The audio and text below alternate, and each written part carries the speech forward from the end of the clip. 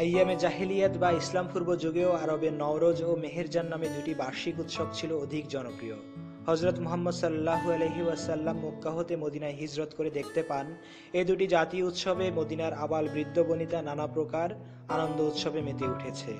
তখন মহানবী হজরত মুহাম্মদ সাল্লাল্লাহু আলাইহি ওয়াসাল্লাম তাদের তাৎপর্যহীন আনন্দ উৎসবের পরিবর্তে মুসলমানদের জন্য আত্মশুদ্ধির পবিত্র স্পর্শমণ্ডিত এবং বহুবিধ কল্যাণধর্মী ঈদুল ফিতরের কথা ঘোষণা করলেন।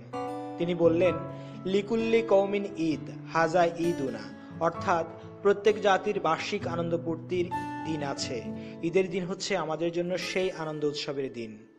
এভাবে হিজরি দ্বিতীয় বর্ষে প্রবর্তিত হলো ঈদ। কবি কাজী নজরুল ইসলামের ভাষায়, আজি আরাফাত ময়দান পাতা গায়ে গায়ে, কোলাকুলি করে বাদশাহ ফকিরে ভাইয়ে ভাইয়ে। এক মাস রোজার শেষে ঈদের আনন্দ প্রতিটি মানুষের মনে খুশির দোদনা ছড়ালেও দরিদ্ররা কি সেই আনন্দ ভেলায় ভাসতে পারছে?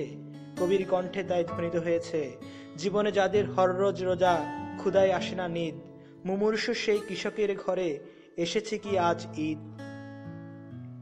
বিত্তবানরা এগিয়ে এলে এবং দান খয়রাত করলে, জাকাত ও ফেতরা প্রদান করলে দরিদ্ররাও ঈদ আনন্দ উপভোগ করতে পারবে বেশি। তাদের মুখেও হাসি ফুটবে এবং ঈদের ভোর আসবে তাদের জন্য আনন্দ বার্তা হয়ে। মহানবী হজরত মুহাম্মদ সাল্লাল্লাহু আলাইহি ওয়াসাল্লাম ঈদের খুতবা দান খয়রাতকে বিশেষভাবে উৎসাহিত করতেন।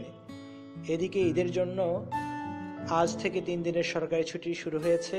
অবশ্য শুক্র ও শনিবারের সাপ্তাহিক ছুটি সরকারি ছুটির সাথে এক হয়েছে। মঙ্গলবার ঈদ হলে ছুটি বাড়বে আরও একদিন।